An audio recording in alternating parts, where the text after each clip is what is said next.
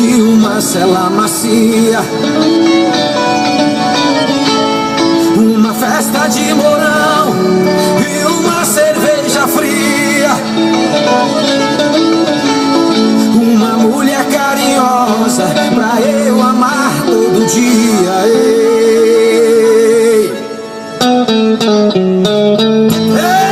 boi! Essa é especial aos meus amigos Elson das Churrascarias Picantes e Edmilson de Deus, Terra Plenagem, Alzira Franco. Esses são dois vaqueiros arretados. Segura! É forró até umas horas. Que vaquejada! Francis Lopes.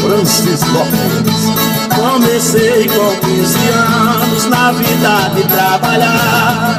Esse é galego aboiador. Montando em burro manhoso e aprendi a campear. Pegar boi nas capoeiras, dançar forró e amar.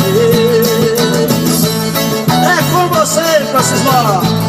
Hoje corro em vaquejada, que ainda sou preparado. Pra trabalhar sempre fui um caboclo encorajado. E pra todo canto que vou, levo uma mulher de lado. Ei. Só sei andar perfumado com uma gata bem bela. Passa a noite no forró bem coladinho com ela, apertando no seu corpo e beijando na boca dela.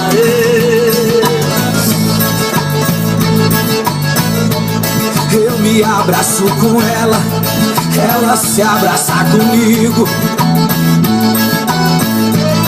Eu começo a apertar ela, beijando no seu umbigo. Trancado num quarto escuro, o resto eu morro e não digo. Ei. Fico só lhe amassando num canto silencioso.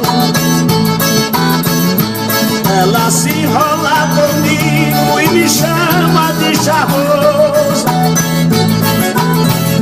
Se abraça comigo e diz: ô coroa carinhoso.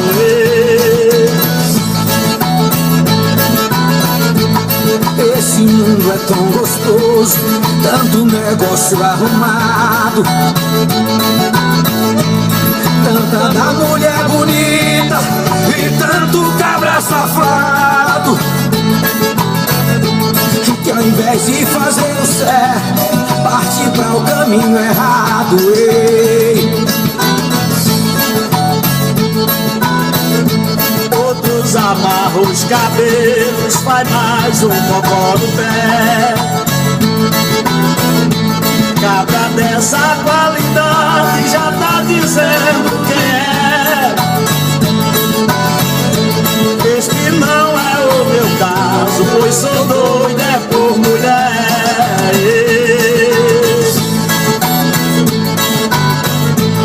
Sou um cabra de capricho, só sei andar bem charmoso. Só gosto de gata nova e só sei andar cheiroso. Quando eu passo ela grita: lá vai meu cabra gostoso. Ei. Quando eu passo ela grita: